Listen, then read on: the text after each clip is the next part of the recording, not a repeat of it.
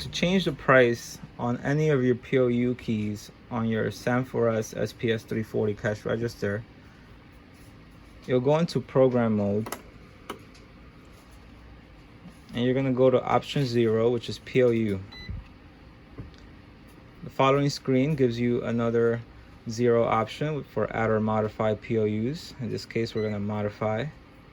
And I'm going to select one of my previous PLUs, which is PLU 1. And this is a hamburger.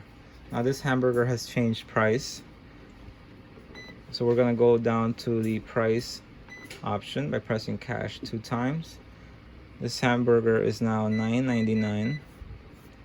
I'm going to press cash. And I can just back out of the screen by switching my key to register mode. And just as easy as that, you press your PLU 1 key with your new price.